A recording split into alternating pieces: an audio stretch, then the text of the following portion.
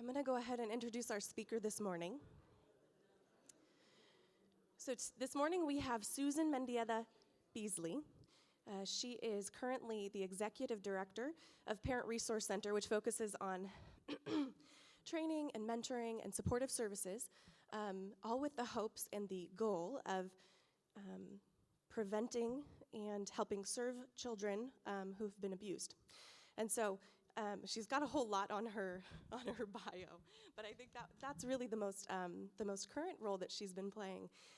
She also had on here that she's a lifelong Girl Scout, so that's been a lifelong journey for her, as well as she and her husband are very big James Bond fans, which I thought was pretty cool. So Susan, we are so grateful to have you today, so please come on up. Thank you, thank you.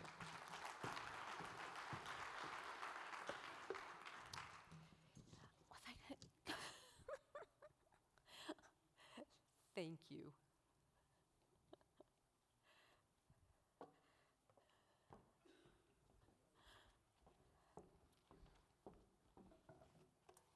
Thank you very much. Well, good morning to everyone, and I hope you all had fun with those games. Wasn't that great to just do something fun? You know, and it's great coming to Catalyst and just having a little bit of that fun and put us in the spirit for what we should be so grateful for, which is the birth of our Savior. Again, good morning and thank you. And I'm very honored to be here with you today. When Marvin asked me several months ago, and I did take time to think about it because I wanted to be sure that this is something that I could do and meet those expectations for him. He asked me to talk about gratitude and leadership. And I guess I have a little bit of experience with that in the past couple years. You know, we're often told to have an attitude of gratitude. And that means to be thankful and appreciative and be kind and being appreciative for the kindness that we have and being able to return that to someone else when it's given to us. However, I observe that attitudes can change over time. So, you know, here's something for you to think about. This is not gratitude. Rob took me out to dinner on our 11th wedding anniversary just a few weeks ago. So he remembered the anniversary, we went out to dinner, I still had to work. So at the restaurant, a nice restaurant downtown Modesto, we're seated and already the non-gratitude starts. It's really late. I'm gonna gain weight with everything that we're eating. I'm gonna get a stomachache later on. And he says to me, "That's not gratitude." This is gratitude. This is how it should have went. Thank you, sweetie. I'm so appreciative that you remembered our anniversary. And thank you for making reservations and all the arrangements so that we could have a nice evening. So that one is how our attitudes can so quickly change. And then I do have a question for you. What if you woke up today and the only things that you had were those things that you thanked God for yesterday? Can you think about that for just a moment? The only thing that you would have today is what you gave God thanks for yesterday. How many of us remembered to give thanks and be appreciative and have gratitude with Him? That's why I think it's better to have or to live in a spirit of gratitude because it's more constant. It's more interwoven into our lives. It touches every aspect of our lives, our home, our family, our work, who we are as an individual. And when we live with gratitude and kindness, we're actually going to notice that life is a little bit better. We're actually going to be a little bit healthier. That's something that I've learned. When I have that spirit of gratitude, I'm feeling better. And we can actually start to make a positive change in our lives. When Rob and I first started our lives together as a married couple, we knew that there would be good times and we knew that there were going to be hard times. We accepted that from the very beginning. The good times were going to be there, and those were going to help us appreciate what we had when those bad times came. And I think we've all been taught something like that, be appreciative of the good times and the bad times. The hard times would be there the hard times would be more tolerable because we had those good times. The economy several years ago was pretty much a mess. It was pretty bad. And both of us realized that our jobs were pretty vulnerable based on our professions. And so we prepared ourselves in our home thinking, okay, if one of us loses our job, here's what we're going to do. Here's plan A, here's plan B. We had it all done. We were thinking ahead, we were doing the right thing. We were really nice and prepared, and then it happened. I lost my job. There were budget cuts at the hospital. It's okay, we can handle this one. That's what we were expecting. We trim here, we do this, we do that. We were going to be okay. I was able to find another position in senior living, but that job ended when the company sold locally, and then I was out of a job again. And yeah, I was kind of scared. And somewhere in this area too, Rob lost his job as well. So there was a time in our lives where both of us were without work. And if you want to talk about counting your blessings, we really did count a lot, because I have to tell you, I was pretty doggone scared. And I did a pretty good job at home hiding it, because I didn't want to worry my parents. I didn't want to worry anyone else in my family. I didn't want to cause worry or trouble to anyone else, because it was our problem. It was something that we should take care of. It wasn't something that we should burden anybody else with. Not his family, not mine. And probably to a certain degree, I hid a lot, I would think, from Rob as well. But what got us through was knowing that we were within God's grace, and that we had to be thankful for what we had, and that we were going to learn something good was going to come of it. I didn't know what it was at the time, had no idea, but I knew I have my health. Okay, we can figure out how to keep the house. We can figure out how to do this. It'll all work out. And our faith, I think in that spirit of gratitude, of being thankful for what we had, was going to get us through. In the fall of 2003, I was hired by the Parent Resource Center. To this day, when people ask me, how did you get to the Parent Resource Center? And I tell them how it happened. Well, I was looking for a job, really wasn't looking for that job necessarily. I applied for the position. I interviewed, went to a second interview, and so forth. And I was hired. And it all went so easily. It just flowed. And it was an amazing, the only way that I can describe that is as if God took his hands to me and said, Susan, here is a gift. I'm giving you this gift. You prayed and you wanted, to take care of your family, and you needed a job. Here is this gift. And truly, to this day, it was God sent. He gave me this gift of a job. I didn't know anything about the work I was going to do, because my background had always been business, marketing, public relations, and I knew I had those skills, and I knew that I could do a good job, but it was all very, very new to me. And I was starting a new chapter in my life. I was grateful for starting the new chapter in my life, and I have to admit, if I'm very, very honest, that there are days that I question my abilities. I second-guess myself. There are days that I feel like storming off, because sometimes I feel no one appreciates what we're doing here. Does anyone really care about what we're doing here? Well, somebody has to care. I have to care. And I have to take care of this gift that God gave to me. And I have to work very hard, because I know that there are other families who depend on the services that we do. And I know that our staff truly, truly enjoy working with our families. As the leader of the nonprofit service agency, I've had to grow a lot in the gratitude department. I can't take anything for granted. What is here today may be gone tomorrow. This wonderful grant is here today, and then next year, it's gone. It's no funding no longer available. I have to figure out, how am I going to make things work? How do I keep things together? How do I keep our doors open? Contracts are subject to change is something else that I've learned. You can have a multiple-year contract and you're fully funded 1 year, and the next year the funder comes and says, we're very sorry, but you have a 10% decrease this year. So you can never take things for granted. I've learned to be very, very appreciative of everything that comes to our agency. And I think sometimes the staff might think, wow, Susan is just really sometimes going overboard. We've learned to recycle. Wait, hold on to that piece. We might be able to use it a little bit later. Wait, don't throw it out just yet. maybe there's some use for it later on.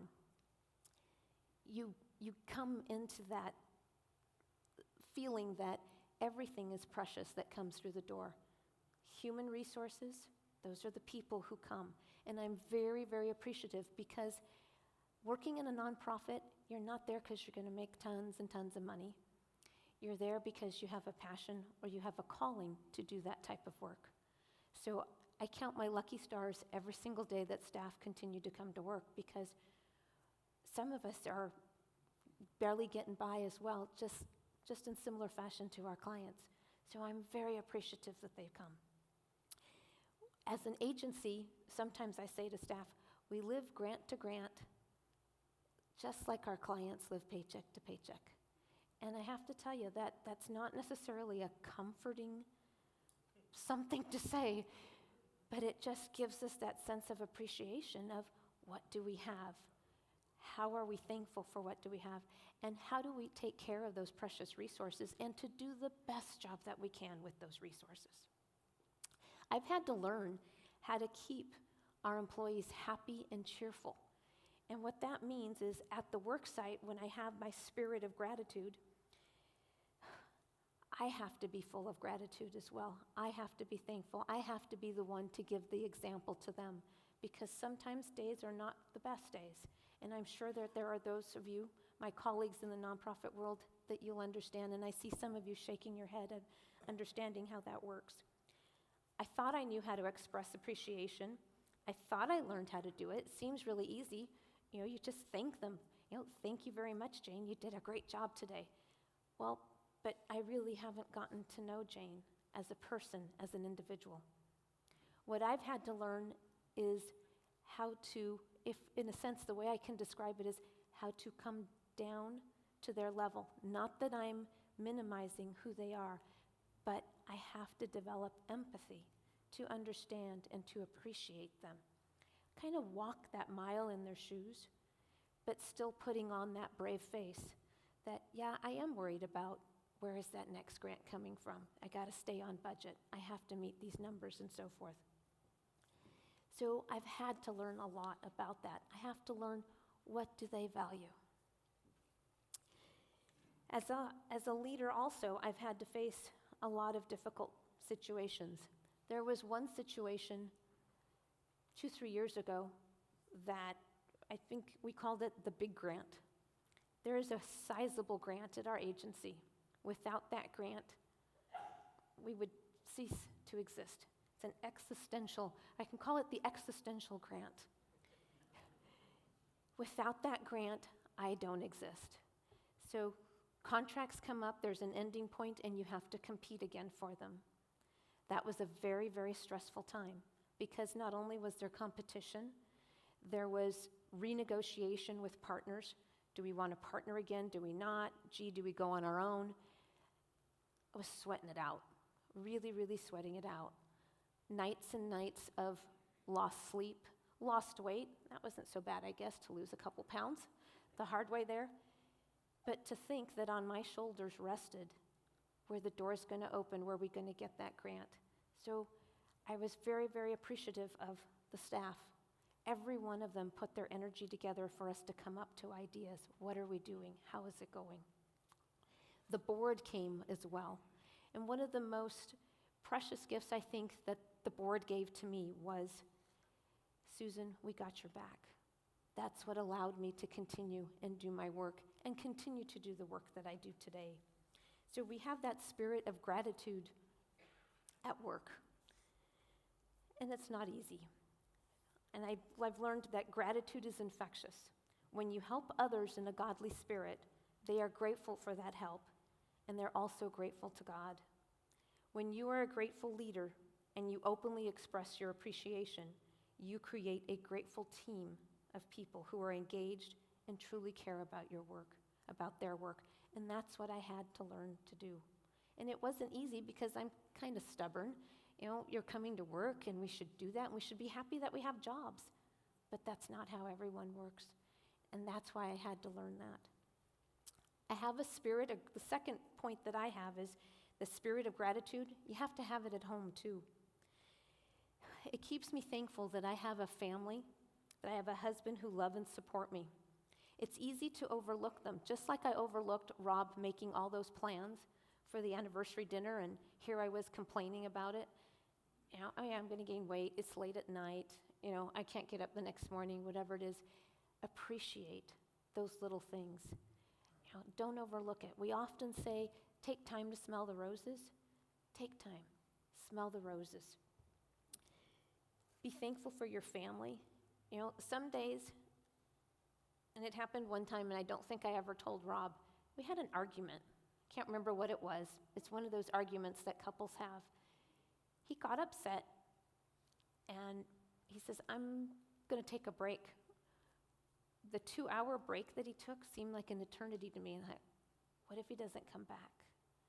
He has to come back. He's married to me. There's a piece of paper that says he's married to me, and he has to come back. We went all the way to Italy and got married. He has to come back.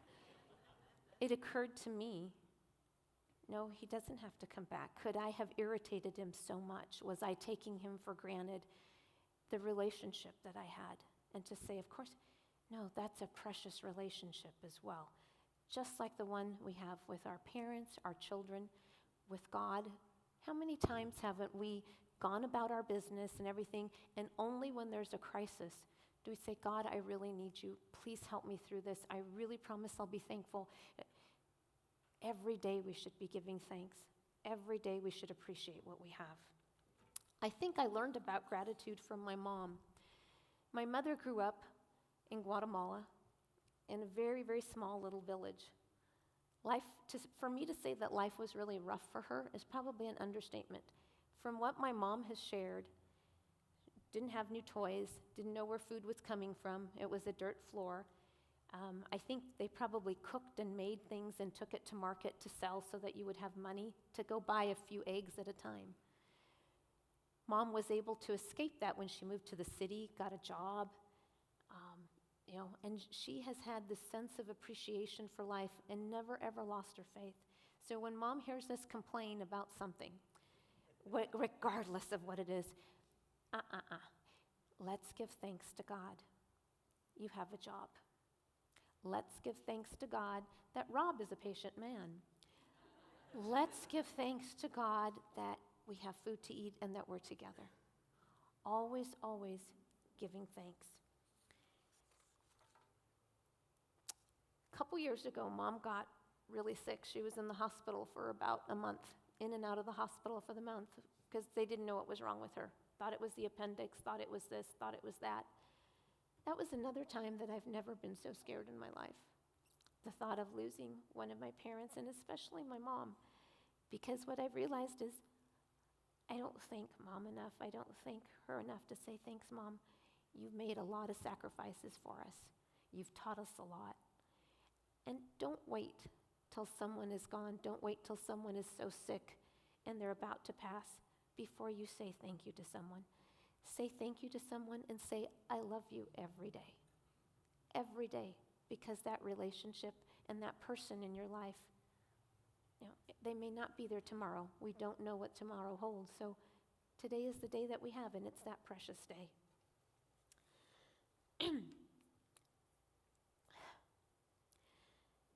Rob, I have to say, is a constant source of faith and gratitude in my life. And recently we had 3 situations. And we felt that God called upon us both to help in those situations. And you may wonder, well, great, you got to help somebody. Someone got to be thankful for you. But the way that we looked at it is, we were thankful to God for putting us in that position that we could help someone. And these situations were not easy. They kind of invaded in our time. They were disruptive. They had a little bit of a financial impact. We had to help someone who was dying.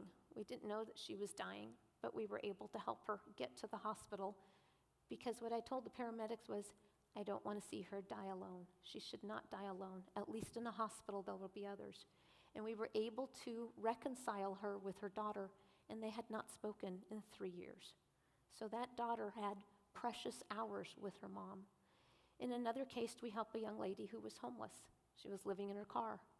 In another case, we helped another friend who was suffering from dementia make sure that she got to her niece's home so that she could have a safe home. Be open and be thankful when God puts you in those situations to help others. When you know that someone needs your help, be open to that. Don't think somebody else can help. Yeah, somebody else will do that, not me. See how you can help, and you will feel that sense of appreciation as well. I think I have a slide of a rainbow. And this is something in everyday life. In everyday life, I say, chase the rainbow. Life is going to fill us with divorce, bankruptcies, many, many different problems. And I know I've had my share. Divorce, we've had financial problems. Didn't know how I was going to get out of some of those situations. But it's the spirit, and that's the third item that I give you. It's the spirit of gratitude for our life and being thankful to God for what we have. Every day that energizes me. Some people wonder, how do I stay so positive? I always seem to be bubbly. The glass is always half full. And oh my gosh, Susan is so sappy, drippy, nice. Miss Goody Two-Shoes, you know. One fella told me, Susan, you're so nice, it makes your teeth hurt. And I just want to say mine because I'm gnashing them, being nice, or the sugar coating your teeth. But think about that everyday life. When I went outside just a moment ago, the sun was just starting to come up. There were rain clouds. There were beautiful colors in the sky. Take time to look at that. God painted a beautiful picture for us. I'll challenge you to do this. Either right now or when we're done or sometime today, write down a gratitude. Just one. Just start with one. Or as you're driving back to the office, you're racing to get to that next meeting, take time to admire, look at the tree, look at the leaves on the tree, look at those beautiful colors on there, look at the blue of the sky, look at the white of the clouds, look at a child passing by. Don't ignore those things.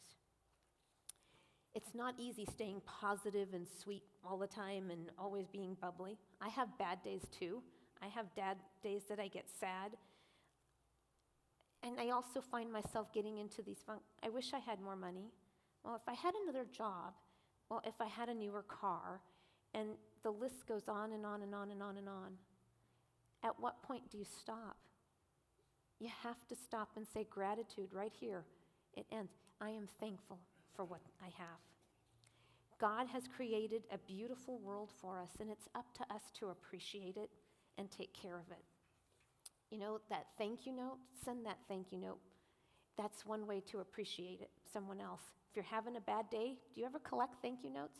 I have a collection of thank you notes. I take them out and read them. And that's what will fill you with thankfulness. And I tell you, chase the rainbow. You know, take time to admire. Last Saturday in the afternoon, Rob and I were having one of those days. Gosh, this, and everything was going just blah. Let's go get a pizza. That'll cheer us up, right? So we're driving down the road. The rain is coming down, and the sky still lit up with this goldenness of the sun shining through. And you know what happens when the water droplets are there and the sun shines through? You get a rainbow. And that beautiful rainbow in the sky, we pull in, do a U-turn, we get out of the car, and I'm just sitting there, oh gosh, here we go again, taking pictures of something. No, take pictures of that rainbow. Take time to see it. When we went inside, he had taken out the people that were working at the pizza parlor, dragged them outside so they could see the rainbow. We had 2 or 3 of the employees no longer in the restaurant, but outside taking pictures of the rainbow. Share that. Share the many blessings that you have. Share it with others. You know, sometimes when I'm at church and I'm sitting there praying, I'm overcome with emotion and I've never figured it out. Because as I sit and pray, I start to cry. As I'm in church and I'm singing hymns, the words don't come out of my mouth. My mouth gets so I can't sing anymore, and I start crying. Well, I think I finally figured it out. It's I'm overwhelmed with gratefulness, an intense feeling of appreciation, because there I am praying and saying, thank you, God, for everything that you've given me. Give thanks for those blessings that you have. And I give thanks every day. And what I ask for you to do is take that gift of gratefulness and share that gift with someone else. Thank you very much. I appreciate your time.